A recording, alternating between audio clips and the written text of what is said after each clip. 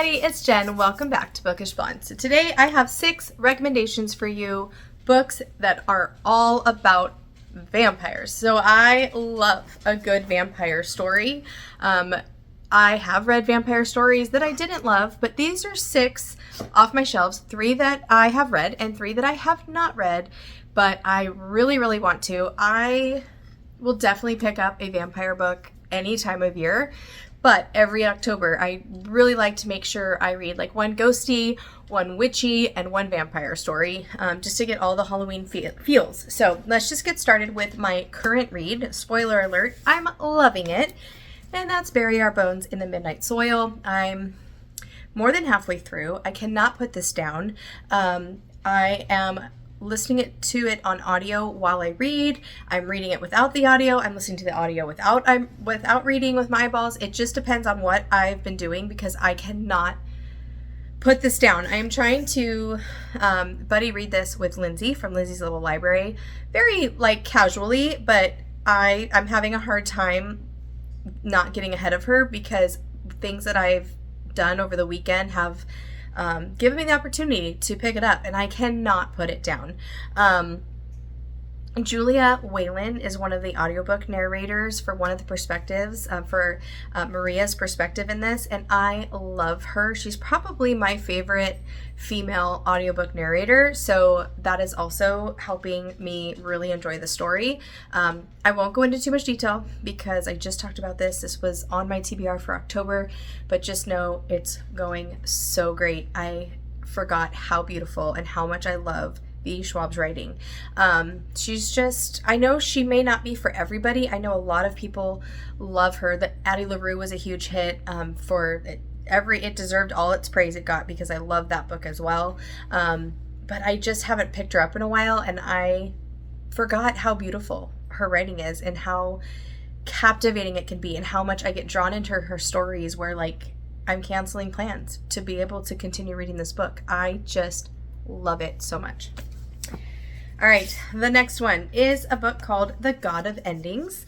This is one that I didn't realize was about vampires when I first picked it up. This is by Jacqueline Holland. So from what I can tell, this story doesn't explicitly say it's about vampires, but it is.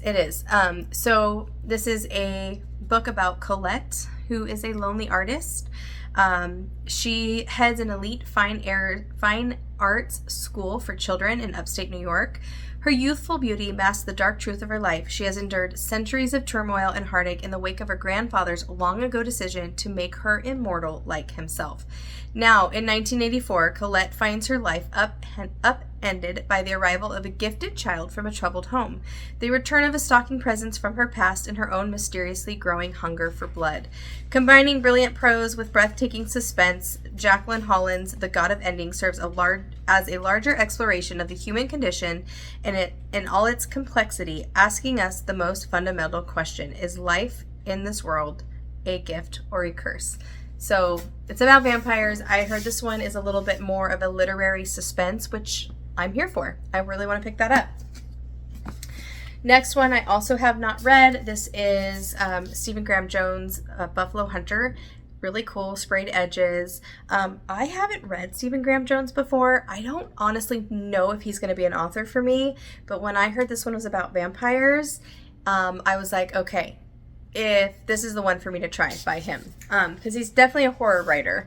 I heard this one is very intense and graphic, so we'll see. But this is a historical novel, and it's set in Montana, and we're following Blackfeet Indians, one of them named Good Stab, and he's haunting the fields of the Blackfeet Nation looking for justice. It begins when a diary written in 1912 by a Lutheran pastor is discovered within a wall in 2012. So I think we have 2 timelines in here. What is unveiled is a slow massacre, a nearly forgotten chain of events that goes back to 217 Blackfeet dead in the snow, told in the transcribed interviews with Goodstab, who shares the narrative of his peculiar and unnaturally long life over a series of confessional visits. This is an American Indian revenge story, captured in the vivid voice of the time by one of the new masters of literary horror, Stephen Graham Jones. So definitely want to give this a try. I bought this actually full price because I was really excited about it at the time. Okay, we have the next two I've read. This next one is The Serpent and the Wings of Night by Carissa Broadbent. I read this actually last October on my Kindle. Loved it so much that I bought a copy. This is part of the Nightborn duology. I really like this. I was hooked right from the beginning. It definitely left on a cliffhanger and ending where I'm like, oh my gosh, I need book 2. I've bought book 2 since then. Have I picked it up? No, I haven't. But this one, we have a human daughter of a Nightborn vampire king, and she has learned how to live in this world that has been carved out and to kill her, basically. Her only chance to become something more than prey is entering something called the Kajari. It's this legendary tournament.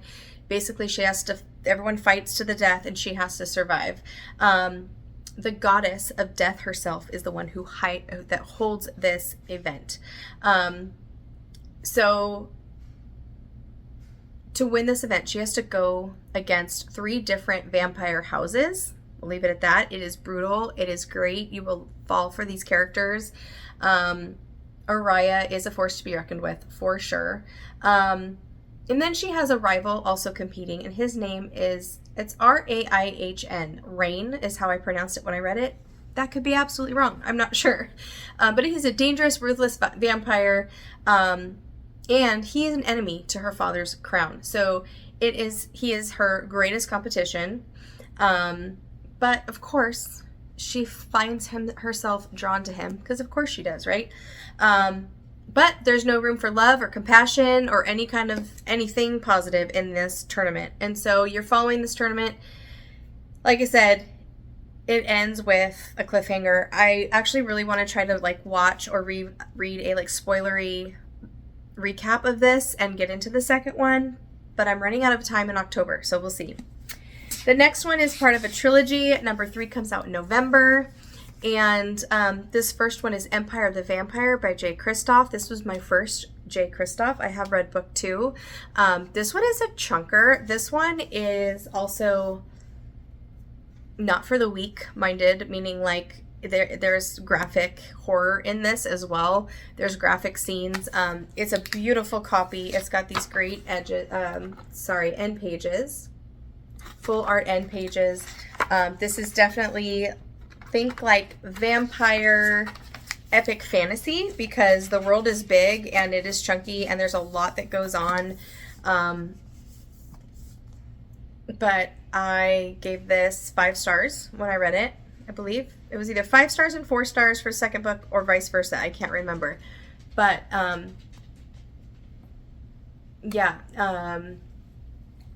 kind of like an apocalyptic fantasy almost, but it's definitely involved. This is definitely something you can't just breeze through. You won't want to put it down because it's super engaging, but you have to, it's not just an easy read in the sense of you have to kind of keep track like you would with an epic fantasy. My dog's whining at me. I'm almost done. I already fed you dinner. I'll be right there. We'll take you for a walk in a minute, okay? All right, and last but not least, something, again, I have not read, is The Familiar by Leigh Bardugo. I bought this when it came out. It's got another good set of pages in there. Okay, sorry about that. The camera's probably slightly different because I had to get up and try to get my dog to stop whining as I was filming. Okay, so the last one I want to talk about is The Familiar by Leigh Bardugo. I have not read this one yet. It sounds absolutely amazing and intriguing.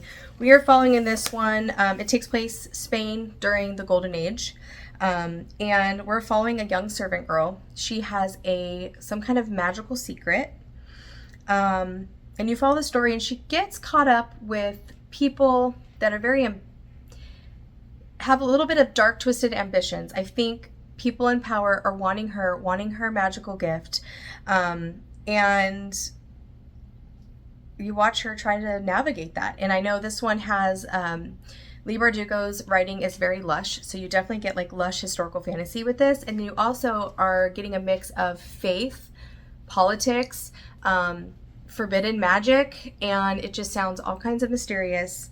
Definitely going to probably have some morally gray characters in here, I'm guessing, based upon the vibe of the book and the way Leigh Bardugo likes to write her characters. And I really love a good morally gray character. So there you have it. Those are 6 books, all centered around vampires, that are on my shelves. I'm so glad I picked up V. Schwab's book this month because I, like I said, am loving it. So yeah, what are some of your favorite vampire reads? Do you have any suggestions for me?